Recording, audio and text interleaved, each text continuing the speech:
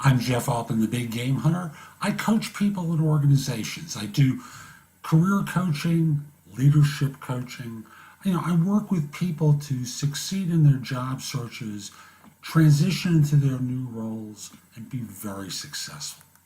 As someone wrote to me and asked the question, and it's more detailed than the intro, so let me give it to you.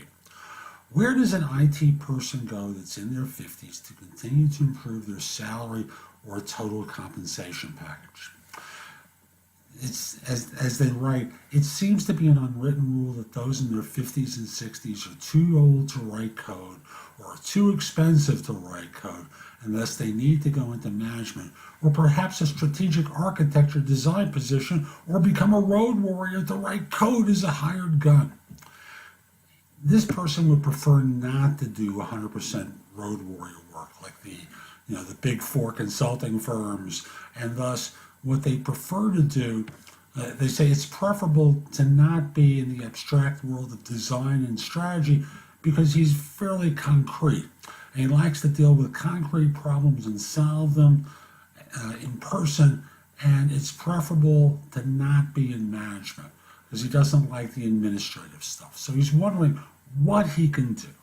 Now, we don't know what this person does for a living specifically, other than if they work in IT. I see they're a data architect. Now, I don't know what their compensation is, but I do know that firms hire data architects. They hire data professionals, and you don't necessarily need to be in management to be pretty well compensated.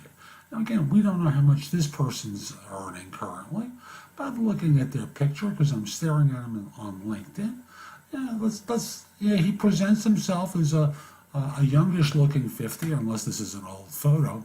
And my first reaction is, in everyone's geographic area, there are larger organizations that are willing to pay more for talent.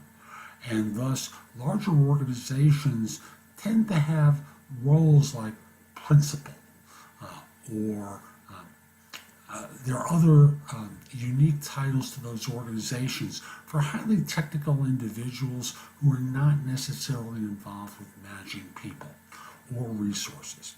Now, the other alternative is to think in terms of consulting, but not the way this person is thinking of. They're thinking of the road warrior roles, where they talk about 100% travel. The firms I know of who do that kind of work, it's more 80%, but that's okay. He doesn't want to do the travel. But there are local organizations who work with firms that they might consider going to work for and allow themselves to transition into a super tech role.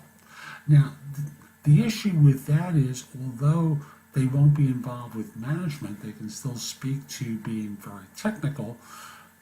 Eventually, there comes to a point that unless they can find work, they're going to be let go. That's also true in industry, but consulting has that rep for it, so I want to acknowledge it.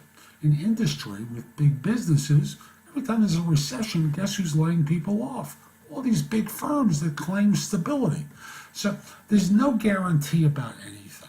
But if you went into consulting in the local market and talked with firms about not doing road warrior work, as opposed to going to the big national or international firms, and spoke with them, and instead of speaking with those firms, you spoke with the local firms about working in your market area or within a reasonable proximity to it, you have a shot. But I also want to bring into account that you claim to be a fairly expensive individual, and the more senior you are, the more that the only way you're going to get the money is to go outside the firm and be an independent consultant and do work privately, but that's going to involve marketing and sales, promoting yourself, or working through some contracting agency. So there's no simple answer. There's no easy solution, and all of them have downsides to them. So I'm not going to paint a picture of flowers and roses and beautiful music. These are going to involve tough choices that you're going to have to make. And whatever you choose is fine, but go explore some different options. So I hope you found this helpful, and I'll just say that if you're interested in my coaching you, contact me through LinkedIn. So my my LinkedIn address is linkedin.com/IN/the Big Game Hunter. Mention that you saw the video because I just like knowing that I'm helping folks. And from there, once we're connected, send a message to me indicating that you're interested in coaching. I'd love to help you.